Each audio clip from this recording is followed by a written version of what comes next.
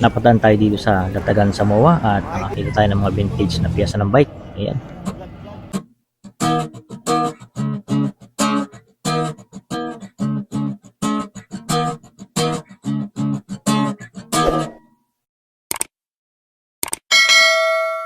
Habol lang tayo kay Biker Mick. Nauna na sila, madaling araw. Nandito na sila. So, ayan. Sumunod lang ako. Kaya nga ito, wala tayong kadala-dala kahit na ano. Achi nga pala, no? Ito palang sa May Luneta papunta ng PICC. Sinasarado pagkalinggo at yan late na tayo sa balita. Ngayon lang din natin nalaman at ngayon lang din naman tayo napadaan dito.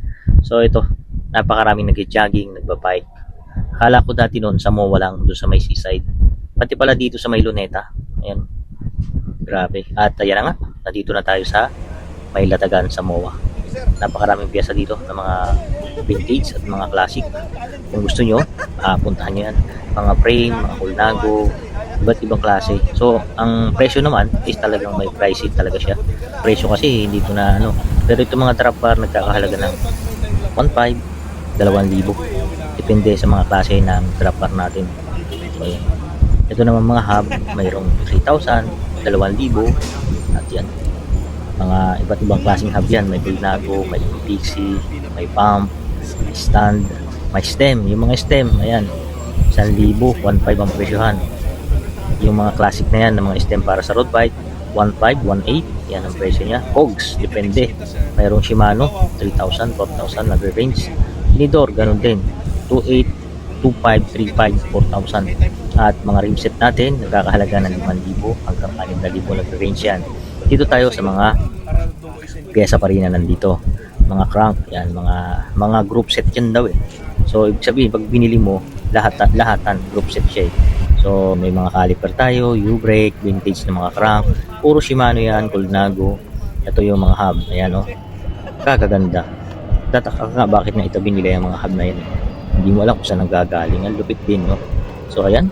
Napakarami natin dito nakita mga pyesa, mga classic at saka vintage. Yun nga lang, syempre, yung presyo inuulit ko, tumawad na lang kayo. Kasi sa presyo, hindi natin masabi yung talagang fixed price dito kasi uso ang tawaran dito sa Latagan. So, malamang at sa mga malamang, nakita nyo na rin itong mga pyesa na ito. Pero sa akin, bago sa paningin dito, dahil ngayon lang naman tayo napadaan dito.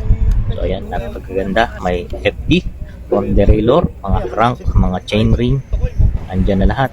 Ayan, oh. Cogs, iba't ibang klase, tinidor, bolt na mga classic, mga Colnago, Shimano. Ayan. Ito daw ay galing ng ibang bansa, so binibenta na niya.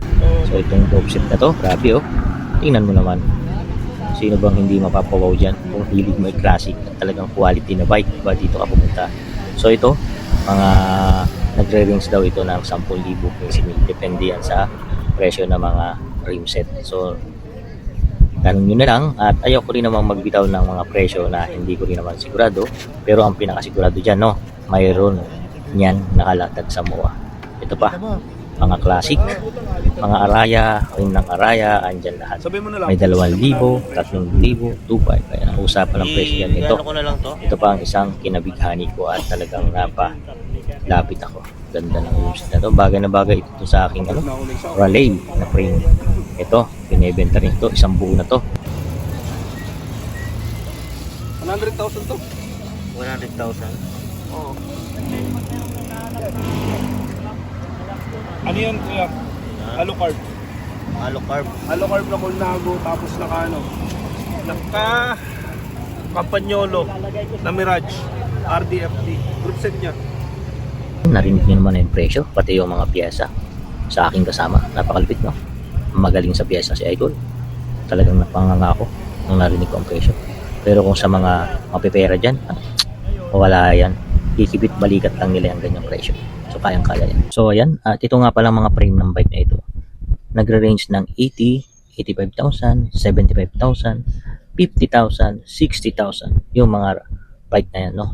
So medyo ano siya talaga, mabigat sa bulsa. Pero kung talagang hilig natin ng bike at mahilig tayo sa mga classic, yung 50, 70,000, wala lang yan. Hindi mo yan mararamdaman kung mahilig ka at love mo ang mga classic bike.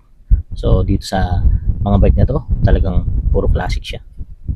At magagandang klase talaga. Puro suklot kung tawagin yan. Napakaganda. So ayan, lahat ng yan.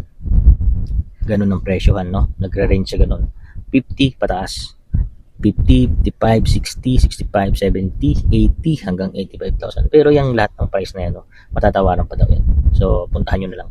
So ayan, at kung ang hilig nyo yung mga classic bike at matagal na kayo naghahanap ng mga piyesa ng bike, ng mga classic at mga branded at pricey, syempre, yan ang mga brand na talagang hinahanap ng mga may hilig sa classic, lalo na pagdating sa mga road bike ngayon. Yung mga rimset na yan, nagre-range siya ng 10, 15 hanggang 20,000. May 35,000 pa nga eh. Pati yung mga tinidor, yan. Mga fork na classic, nagkakahalaga ng 3,500, 4,000, 2,500. So, depende kasi sa ano ng klase ng mga tinidor natin na magkukusundahan. Pati yung mga cog, same lang, may 5,000. Ayan, tulad itong hawak ko, ito daw ay 4,500, 5,000. So, para sa mga hindi mahilig sa bike, napakamamahal yan. Pero sa mahilig sa bike, aba, barya lang yan. Ito. So, iba't ibang klase na mga stem na pang road bike. So, napaka-classic na itong mga to. Iba-iba sila ng pangalan. Kulnago, Navici. So, ayan. Yan nyo lang kung tama yung pronunciation ko. Kasi sa pagdating sa classic, talagang pag-aaralan natin yan dahil hindi naman tayo pinanganak noong panahon ng bike na yan. So, ayan. Meron pa dito, ayan, bottom bracket. Octalink. So, ito yung mga hinahanap ko rin eh. Kailangan ko rin ito doon sa aking bike na binubuong classic. Meron kasi ako, kung hindi nyo alam, meron akong classic na specialized na pang road bike. So, 2x siya at kailangan ko ay Octalink. Ayan o, tingnan nyo naman to. Oh. Anong cogs ang babagay dyan? Nakita nyo yan. Parang ano siya, yung gear ng sasakyan sa loob, no? Ito pa. Grabe. Quality. Kaya dun sa mga kasamahan natin dyan, mga checkmate natin to, no? Napakaraming piyesa dito. Ito, hawak ko to. Ito. Ano to eh, yung may ring na gold dito. Shimano din to. Shimano 600 ata yan. So, hindi lang ako, no? Pero ganyan na ganyan yun. So, classic na classic talaga, no? So, kung kayo mahilig sa classic at gusto nyo magbuo ng classic na bike, punta lang kayo dito. Kaya lang, syempre, yung mga presyo is, tawaran nyo na lang mga group set kasi yan, mga nakikita nyo na yan. So, 1,000, 8,000, ganyan. So, hindi ko na inisa-isa kasi napakarami talaga. So, nasa ano naman yan, nasa pakiusapan at pag tumawad kayo, mapagbibigyan kayo kung kaya ng presyo. Karamihan daw dyan, mga galing Italy. Ayan o, nakita nyo yan. Mga drop bar. Mayroon ding 800, 12, 15, 18 mga drop bar. So, ayan. Ito, classic na classic. Isa na to. Yung gusto ko rin. Itong silver. Grabe. Yan yung bagay na bagay sa bike. Ayan, lahat ng classic ng hub. Ayan, mga ka-checkmate, no? Binibidyohan ko lang kasi na-amaze ako. Pero kung sa presyo, kapag hanapan nyo ako, hindi ko na inisa-isa yan. Kung halimbawa, nakita nyo at nagustuhan nyo dito sa video ko, puntahan nyo na lang. Kasi, syempre, marami naman issue din na minsan mali yung mga price na nabibigay namin. So, mahirap. Mas maganda sa siguro kung talagang actual na makikita nyo, saka doon kayo mag-presyo at tumawad. Pero yung mga presyo, hindi siya nalagpas doon at hindi din siya bababa doon. Yun yung mga presyo. So, tinanong ko na yan, kaya lang hindi ko isa kasi nasa bahay. masyadong marami. So, ayan. At ay nakasulat sa print. sana, no, maabutan nyo yung mga pyesa na to at makabili rin kayo kung ano yung gusto about sa mga bike na, mga vintage. So, hanggang dyan na lang yung vlog ko, no. So, salamat sa inyong panonood ng aking video at pakipalo nyo na rin sa aking bagong pangalan na YouTube channel, ang Pix It TV.